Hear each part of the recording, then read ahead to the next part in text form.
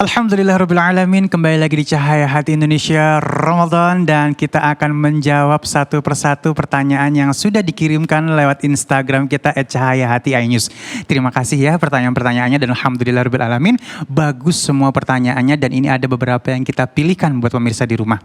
Baik para guru, para kiai, para habaib, Masya Allah kita mohon izin ini Ali bacain untuk pertanyaan yang pertama. Ini ditujukan untuk guru kita Al-Ustadz Nur Fadilah. Ustadz Tile mohon izin. Ini dari @hartini ya. @hartini.dwi15. Bagaimana cara kita membedakan, seru nih ya. Aku lagi, bagaimana cara kita membedakan berghibah dengan mengutarakan opini? Ada bedanya tentu. Ada bedanya, silakan Kiai. Ya. Beda memberikan opini dengan namanya ghibah. Kalau memberikan opini itu dengan tata cara atau dengan adab. Nah, semua ada mekanismenya untuk memberikan sesuatu masukan, opini atau kritik yang memang kritikan itu membangun. Tetapi kalau ghibah itu langsung aja dia biasanya nggak suka nih dengan statement yang diucapkan oleh seseorang atau memang dia ketahuan melakukan hal yang tidak baik, kita tahu, kita sampaikan secara umum di depan orang banyak tanpa ada etika. Nah, ini bukan memberikan opini, namanya memang menggunjing, langsung menghujat orang yang ada di situ. Jadi kalau dengan memberikan opini itu dengan cara, dengan tata cara, dengan etika yang memang dianjurkan oleh agama. Ada data-datanya. Ada data-datanya dan memang wajaldiltuhum billati ahsan, kan begitu kira-kira. Iya.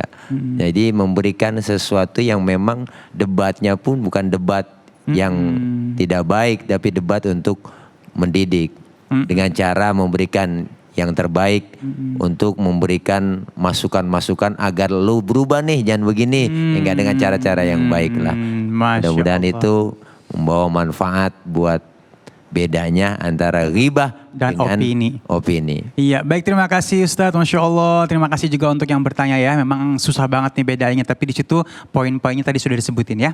Baik, Bismillahirrahmanirrahim. Mohon izin untuk Ustadz Arif Nugroho. Ustadz mohon izin, ini pertanyaan dikirimkan dari @halim_madan. Oh iya, ini dua buat pemirsa di rumah mungkin ingin ikutin live Instagram bisa ya, jam berapa Kiai? Jam 10 pagi. Jam 10 pagi banyak ilmu yang akan didapatkan ya. Baik, pertanyaannya, seseorang menanyakan sesuatu mengenai orang lain kepada saya. Kemudian saya menjawab sebatas yang saya ketahui. Tapi kemudian orang tersebut merespon secara berlebihan.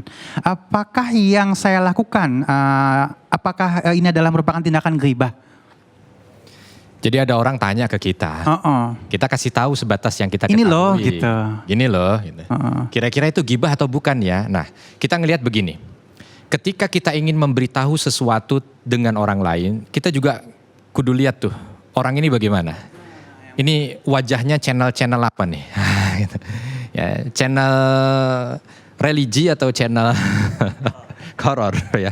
Nah, supaya kita juga bisa ngukur gitu. Jadi ini orang nih kalau dikasih tahu biasanya dikasih taunya 2, ntar sampai ke sono 20 tuh. Makanya kita kasih tahu aja. Yang tidak membuat dia itu tidak membuat dia tergoda untuk ghibah, karena kita juga kudu magerin gitu ya. Supaya nanti kalau dikasih tahu, tahu nggak? Misalkan dia tanya A gitu, kita tambahin. Kalau nggak percaya lihat aja sendiri kemarin. Wah, itu jadi ceritanya panjang lagi gitu. Jadi dalam pembicaraan kita harus menjadi orang yang memagari lah. Ya, jangan sampai apa yang kita lempar ke orang itu seolah menjadi bola umpan yang bisa dengan enaknya akhirnya dimain-mainkan. Nah, yang akhirnya membuat orang itu yang tadinya tidak tergoda untuk menghibah, dia jadi menghibah. Kalau kita sudah ada niatan itu, kita hanya sekedar ingin memberitahu, kita bukan apa, insya Allah kita tidak masuk dalam kategori itu, walaupun ternyata nanti dimakan oleh orang dengan model yang lain, itu urusannya sudah beda. Masya Allah ya.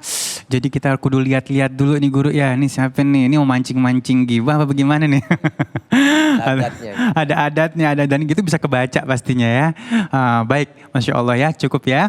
Baik, kita akan lanjutkan pertanyaan yang ketiga. Mohon izin ya Habibi, Al-Habib Ali Hasan Al-Bahar.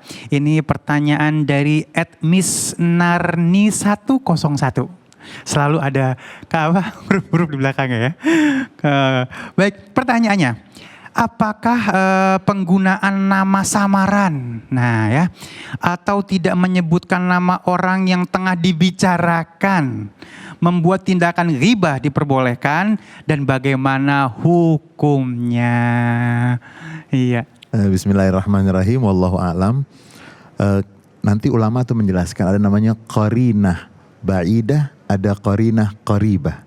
Jadi ada indikator yang jauh, ada indikator yang dekat.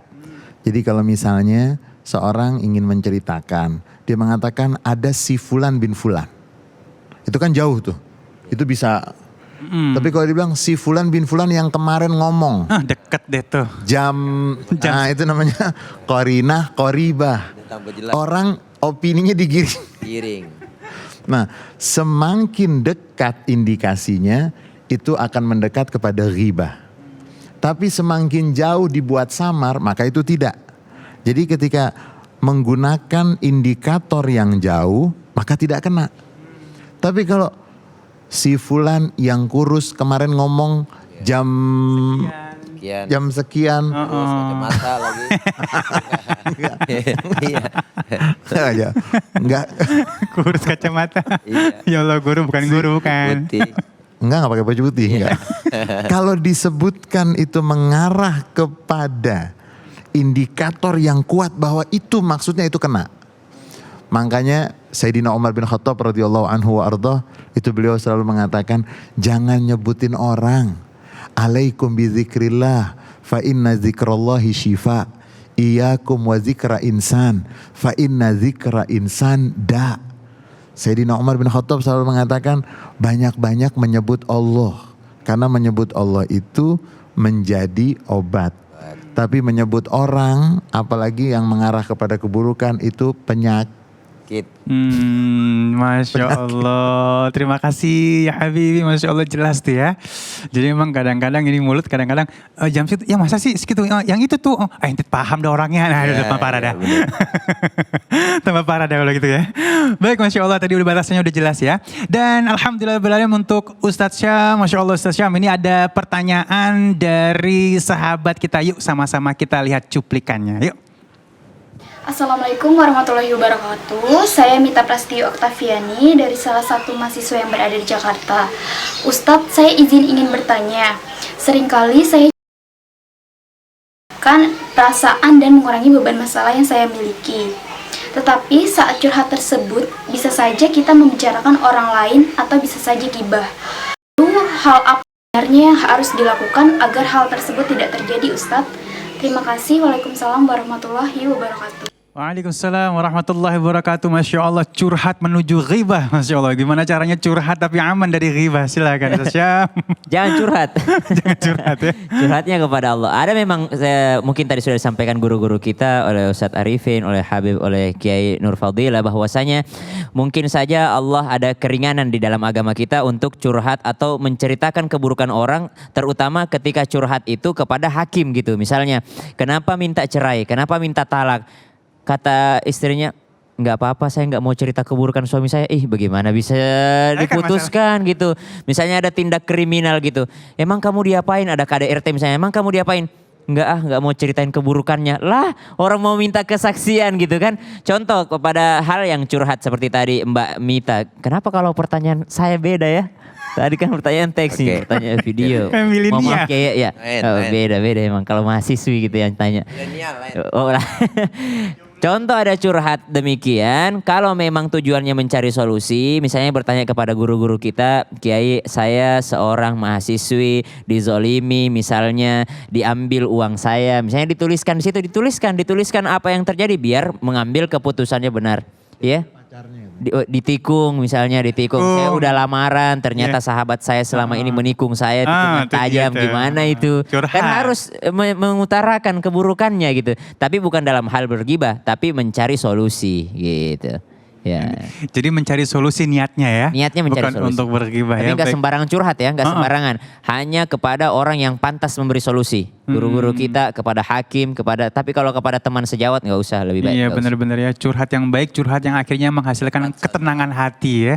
Jangan akhirnya tambah gundah ya, naudzubillah min zalik. Baik jamaah yang dimuliakan Allah Subhanahu wa taala, terima kasih atas pertanyaannya, terima kasih guru-guru, mudah-mudahan pertanyaan dan jawaban ini menjadi ilmu buat kita. Baik, nanti kita akan berdoa bersama, tetap bersama kami di Cahaya Hati Indonesia Ramadan.